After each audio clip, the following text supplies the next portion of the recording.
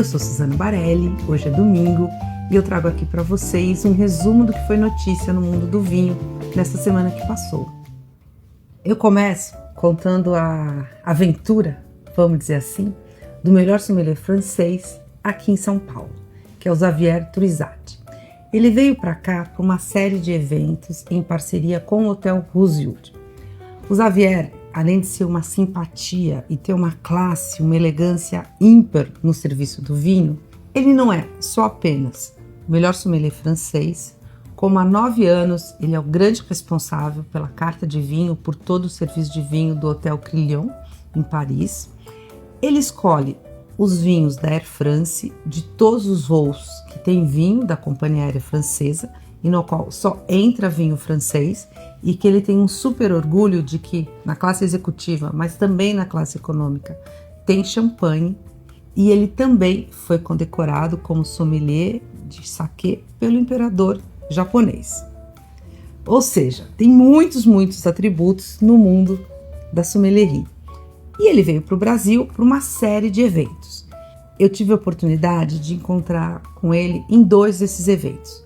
O primeiro foi uma degustação super interessante, no qual ele escolheu 3 champanhes e a Júlia, que é a sommelier do Rosewood, que foi onde aconteceu tudo, escolheu 3 espumantes brasileiros e a ideia era comparar um com o outro. Um Blanc de Blanc brasileiro com um Blanc de Blanc francês, um rosé, mesma coisa, brasileiro com francês, e um espumante com um grande período de autólise, também um brasileiro e um francês. Só a degustação, a discussão dos vinhos já valeu muito a pena e foi interessante porque os vinhos brasileiros foram muito bem nessa prova.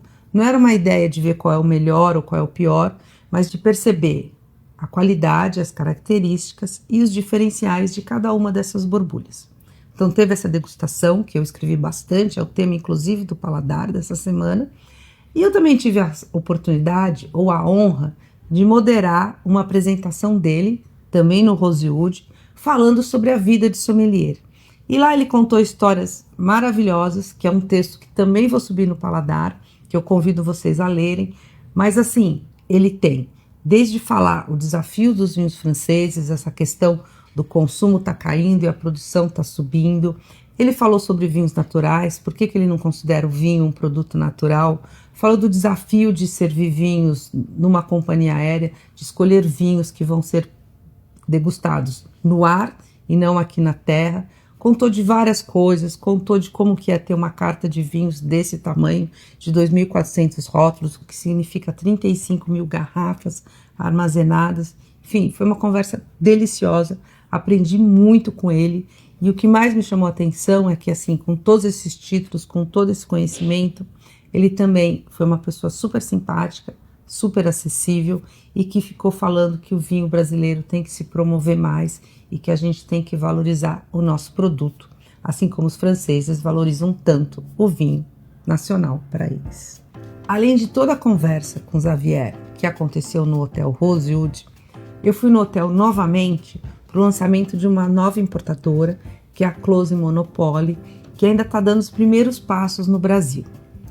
A ideia dessa empresa é trazer rótulos exclusivos, às vezes safras antigas, um portfólio que ainda está em definição, mas ela resolveu se apresentar ao mercado num jantar no Rosewood, no qual foi convidado o chefe francês estrelado Michelin, que é o Cédric Boutin. E o chefe fez um menu que foi um grande menu, uma super surpresa gastronômica, todo pensado em harmonizar com vinhos que essa importadora pode trazer para o Brasil. São vinhos, alguns bastante conhecidos, mas o diferencial é trazer garrafas em formatos diferentes, em trazer safras especiais.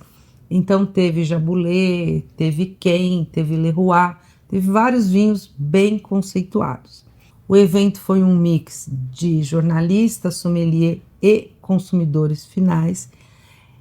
E foi assim, uma delícia perceber quando uma harmonização dá certo. Uma das receitas do chefe tinha cebolas com várias tostagens e cozimentos diferentes, com um vinho do Rhône que foi maravilhoso. E tiveram outras combinações legais, mas essa sensação, assim, eu sou capaz de fechar o olho aqui e ficar lembrando de como essa harmonização funcionou. Não só essa da cebola, mas a da cebola foi a que mais me surpreendeu, e tantas outras que eu tive a oportunidade de degustar, e quando dá vontade de você publicar foto e falar, sim, a vida nos sorri. 4 enólogos que eu admiro bastante o trabalho vieram ao Brasil essa semana apresentar seus vinhos ou safras novas ou propostas novas. Começo falando do Gabriel Mustaques, que é o principal enólogo da vinha São Pedro, e ele veio fazer uma prova vertical de 4 safras diferentes do Cabo de Hornos. O Cabo de Hornos é um Cabernet Sauvignon chileno e que ao longo da sua história foi procurando diversos terroirs onde a Cabernet Sauvignon poderia melhor se expressar. E a gente provou primeiro um 94, que estava bem interessante no começo, ele já tinha muito buquê, notas de evolução, mas foi um vinho que durou muito pouco tempo na taça. Você percebe que assim, foi um bom vinho, mas a sua persistência na taça, ele foi perdendo aromas e sabores ao longo do tempo, até chegar às safras mais recentes, 2021 e 2022. O meu destaque foi a 2021. Outro foco, também na Cabernet Sauvignon, foi com Sébastien Labé, que é o responsável pelo Casa Real, que é o grande vinho da vinha Santa Rita. Eu acompanho bastante essa história de Santa Rita, até porque é um vinho que lá atrás era elaborado pela Cecília Torres, que foi uma mulher pioneira no mundo do vinho, e a gente teve muitas conversas nessa discussão de vinhos e mulheres, com todos os preconceitos e desafios que isso envolve. E depois o Labé assumiu o Casa Real e eu continuo acompanhando bastante esse vinho e consigo conversar com o Labé todo ano para entender os desafios da Cabernet Sauvignon. E nesse ano ele veio aqui apresentar oficialmente a safra de 2022 e ao contrário, que normalmente eu tenho preferida 2021, no caso do Casa Real, para mim a 2022 ela estava mais interessante do que a 2021, com uma atenção um pouco maior em boca e uma sugestão de que vai ser um vinho longevo com seus taninos presentes, mas assim muito bem moldados, muito interessantes.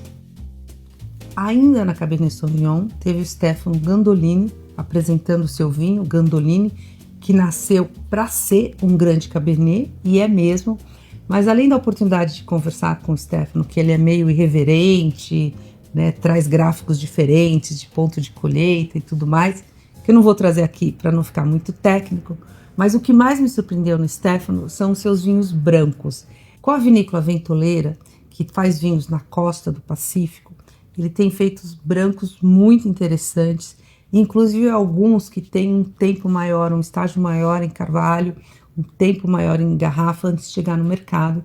E ele abriu um Sauvignon Blanc muito interessante, que está aqui na minha memória até agora. E eu termino esse quarteto chileno falando do Todd Undurraga, que por muito tempo eu entrevistei ele como enólogo da Colli, que é a vinícola da sua família, uma vinícola biodinâmica que faz bastante coisa em biodinamia bem interessante, mas ele veio ao Brasil para falar de um outro projeto no Vale de Leida, que é Casas de Bucalemu. E nessa conversa a gente provou brancos e tintos com muita influência do Pacífico, mas ele contou uma história que eu até falei na CBN e que foi o que mais me marcou ao longo dessa semana. Quem me acompanha aqui sabe que eu gosto muito da filosofia biodinâmica e gosto de maneiras menos intervencionistas no vinhedo. E ele contou uma história que é o seguinte: ele tem diversas caixas de abelha ao longo do vinhedo dele, essas abelhas sem ferrão. E para que essas abelhas funcionam? Na verdade, o Chile, principalmente na costa, perto do Pacífico, ele tem a questão de umidade do vinhedo, que tem aquela brisa que entra no vinhedo pela manhã e deixa tudo muito úmido, depois abre o sol e seca. Não é raro os produtores terem problema com a botrytis, porque botrytis é aquele fungo que fura a casca da uva e pode causar uma podridão, que a gente chama de podridão 9, que é deliciosa, que explica, por exemplo, por que o Chateau de Quem em Sauternes é tão bom, mas pode causar também aquela podridão ruim, que acaba com o vinho e eles perdem a uva. As abelhas, o Todd estava explicando, elas têm a função de lamber a casca da uva. Quando a casca da uva está muito madura, ela é docinha.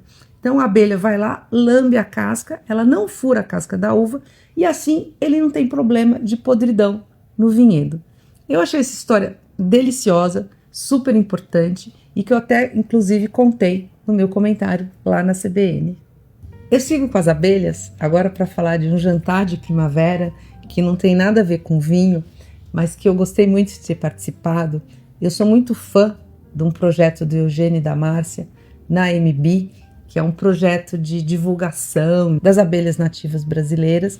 Eles fazem um trabalho muito consistente, tem muita parceria com restaurantes e teve um evento, na verdade, um jantar de primavera ali na Dengo, mesclando chocolates com mel e foi muito legal. É só uma pausinha desse monte de notícias de vinho para a gente valorizar as abelhas. Teve também Portugal nessa semana, o João da Quinta do Valado esteve aqui e acho que foi a primeira vez que eu fui numa degustação do Valado que eu não provei vinhos brancos. O Valado foi um dos primeiros a elaborar vinhos mais untuosos, mais com frescor ali na região do Douro e que eu valorizo muito. A proposta dessa vez foi mostrar vinhos tintos e vinhos varietais que a gente não está muito acostumado ali na região do Douro. E eu queria chamar atenção para um vinho no Douro, elaborado apenas com a baga. A baga é uma uva da bairrada. E era um vinho assim fresco, mas tão delicado e ao mesmo tempo com uma exuberância do Douro, que fica a dica para quem puder degustar. Foi um vinho que eu super adorei. E como toda Barelli, eu terminei a semana feliz num evento em que tinham 19 vinhos italianos, a grande maioria procurando importador aqui para o Brasil. O evento foi no Piselli, ali da rua Boa Vista, no centro da cidade. E o que me interessou foi o seguinte, foi um evento de vinícolas que são ligadas a um projeto que se chama Vignanoli Piemontesi e que tem o objetivo de promover os vinhos da Itália. Semana passada, ou semana retrasada, não lembro, eu comentei aqui de como a Itália deveria ser mais bem representada no Brasil e de como falta um esforço dos produtores italianos de promover o vinho aqui. E até comentei, mire-se no exemplo de Portugal. Portugal faz muito bem esse relacionamento de fazer o consumidor provar os vinhos e ter interesse em degustar os seus vinhos. A Itália, pelo jeito, está começando a perceber que esse pode ser o caminho para crescer aqui no Brasil. Tomara que sim. Então é isso. Foi uma semana de muita notícia, muita informação no mundo do vinho. E eu já dou um spoiler aqui, que a semana que vem deve ser ainda mais intensa, mas eu prometo trazer aqui o que realmente foi importante no mundo do vinho. Aguardo seus comentários, opiniões, indagações. E até a semana que vem.